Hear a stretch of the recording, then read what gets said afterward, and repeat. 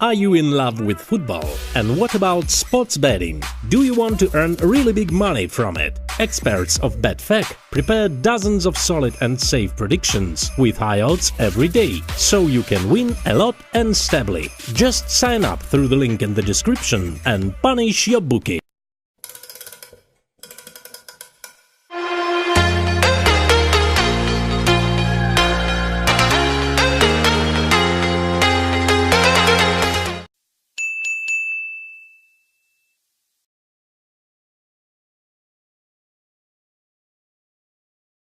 Portugal take on Spain, who won the World Cup just 8 years ago. It promises to be a cracker.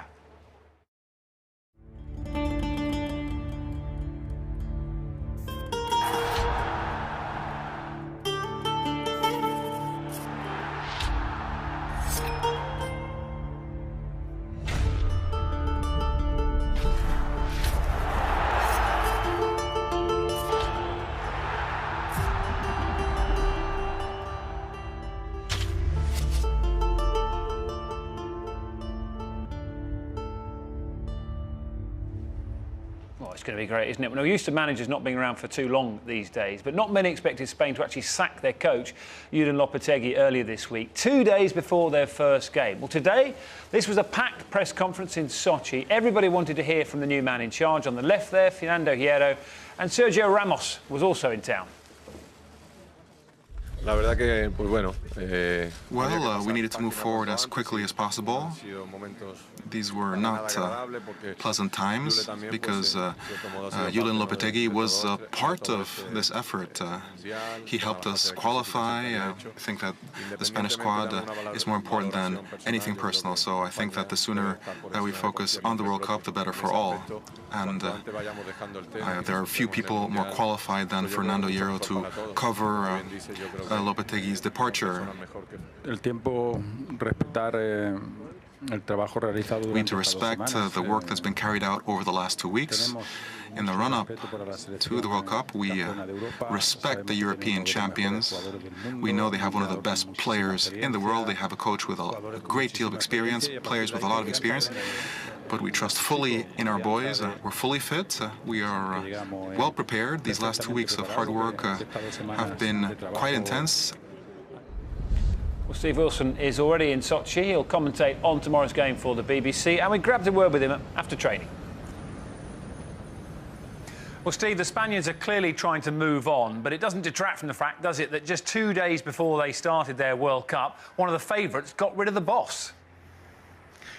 Absolutely no chance of this story moving on. In fact, if you look over my left shoulder, the gentleman in the white T-shirt there, the bald chap, is Luis Rubiales, who sacked Lopetegui. He is the president of the Spanish FA. I'm slightly surprised he's still out here when all the media are here. It doesn't look like he doesn't want to be the focus of attention. He knows we're here, and we know that he's there. Lopetegui, by the way, unveiled by Real Madrid this evening as their new manager. Yes, of course, Hierro and Sergio Ramos, his captain, were trying to move it on in what was a bun fight of a press conference earlier. No chance that was going to happen. At one point, that press conference was going to be ticketed, which is extremely unusual at a World Cup, but in the end it wasn't. It was absolutely rammed, and it finished with Sergio Ramos saying, "I'm going out. This press conference feels like a funeral.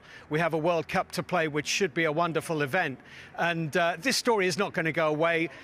It's equally as big, if not bigger, as Roy Keane walking out in the Island Camp 2002. This World Cup certainly will have a chapter when the book is written on it about the sacking of Lopetegui. And Rubiales there is the man who did the deed.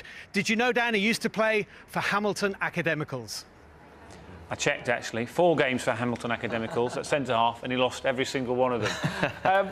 It's an amazing story, isn't it? It's a bold decision by the Spanish Federation. Do you think they made the right one? Because they felt betrayed, didn't they? Yeah, I think they made the right one. I think when something like that happens, when half the squad know what's going on and actually the Spanish president doesn't and the Spanish Federation doesn't, you've got to act on it. But I actually think it's the only team in the competition that can actually handle this, because I think these players actually probably don't need coaching. They're that good, they've got that much experience, and they'll just go out there and get on with it. And Hierro, he's been in around that squad for a long time. He's got great experience, even though not managerial. He'll be fine. Do you think it will affect them? I mean, Phil doesn't seem to think that it will because they're such a well-oiled machine. They've not lost since the last Euros. Smile, because it feels like we're at a funeral and tomorrow the World Cup starts. Ramos saying all the right things. Well,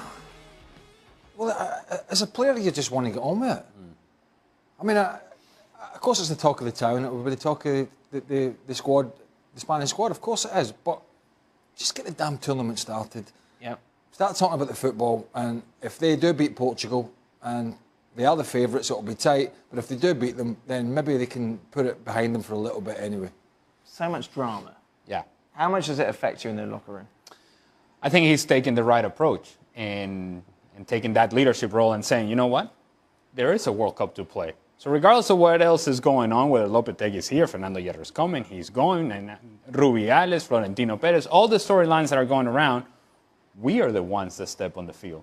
We are the ones that impact the play, and we are the ones that can impact the result of the game. And in taking that responsibility, I think it's something that he can take also to the locker room and say, look, man, we're talented, we're experienced, we've gone through a lot of things in our careers, we're more than prepared, and let's take this challenge on of winning this thing for ourselves, for the people that are here in this locker room. Not the ones that have left, not the ones that have come in, not the ones that have an opinion, but us. We can do this ourselves. I think that unites the locker room, and it'd be important that they get a good result and a good performance against Portugal. If they do that, then nothing to see here. We roll on. It's a good theory. I mean, in fact, it could galvanise them. And Ali's absolutely right. If they play well against Portugal, if they play well in the next game, they won't have any problems in the dressing room. It's if they start to play badly, if they put in a poor performance and still win, then they'll start blaming each other. Maybe you should have been doing this, you should have been doing that. They'll be looking at Hierro on the side. Is he making the right decision? Is he picking the right team? Maybe Lopetegui would have done this. That's when you have a problem. When they're winning, no problem whatsoever. When they start to lose or start to play poorly, that's when they might have a problem. You've got Spain to win it all. I do have Spain. You don't have a problem with what's happened? You don't think I definitely have a problem with what's happened. But you don't think it will affect them to the extent that they... I'm hoping it doesn't affect them to the Right. And I think we're still going to have to wait and find out. I think the one thing that it's easier for the players because the drama is not coming from the players. Right. It's not as if there's issue going on. Yeah. And It's not like a Mexico situation. They got caught in that party. Obviously, all going. This is a situation that's with the coaching staff, and yes, it has an effect on the players, but not as much as if it's problems player related. If Spain capitulate, it's only because the players have capitulated. Right. You know, look at the names: De Gea, Ramos, Piqué, Carvajal, Alba, Busquets, Iniesta, down the spine, David Silva, great season at Man City again. Then you've got the youngsters like Asensio, you've got Isco, Costa up front. I mean... There's a lot of experience in that squad. And that's not even before we get to the bench. There's a lot that could go right for the squad, even without Lopetegui. A lot that could go right. It might go wrong if Ramos has one of those moments that we know he has and he loses his head if it's not going right. Yep. And Portugal are winding him up and he gets a red card and all of a sudden the leadership's gone. That's the adversity we have to wait and see if Hierro and this team can handle. It's an interesting point because obviously the first World Cup with VAR, the first time Sergio Ramos is going to be exposed to VAR. And we've talked about his antics a lot, especially after the Champions League final. He's aware of it, surely. Yeah. And so is everybody else. Yeah. And that's the thing. And because of the Champions League fallout, I think there's going to be a lot of attention on Sergio Ramos. And there's going to be a lot of cameras watching Sergio Ramos simply because of all the storylines that came out from the Champions League. And so now he's to the point to where he cannot get away with it, right? And whatever is it that he does is going to be scrutinized. But more importantly, it can be reviewed. And if it is reviewed and deemed upon that is a red card offense, then see you later. Yeah. I don't know that he takes this into consideration. I think he's got to, sure. Well, no, because I think he plays his game, and if he's going to do something dumb, if you have that within you, if you had that gene within you, VAR is not going to take it away. There's somebody else that's got even more worry, and that's Diego Costa. Ah. Diego Costa does a lot of things off the ball. He reacts badly.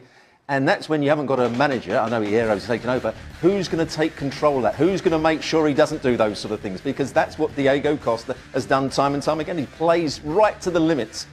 Because this game could go on and 5 minutes later or whatever it is, they could go back and they've seen something. It could be any time frame between the incident and the referee going back and sending a player off. It's going to be quite weird if it happens for the crowd. I don't know if they'll understand or be told how it's happened, but I think we are going to see it happen unless everything is clocked as it occurs. Let's talk about the game. No layup, no Saudi Arabia. Of course, they are the European champions. It's a tough one for them. Yeah, exactly. Will they win it though? I think they'll win it narrowly, but you know, they're just a tough team to play against. They're an experienced team, Portugal. They've got some issues at the back, particularly with Pepe and Alves, if Alves plays, because Mane's old and he can't run. They're very slow, but they're pragmatic, and also they've got the Ronaldo factor, but they've got Bernardo Silva, who finished the season great at Man City. On the counter-attack, they could be a big problem. But they're going to just try and stifle. They're not interested in making it an open, attractive game. They don't care about that. And that's how they won the Euros. Quickly.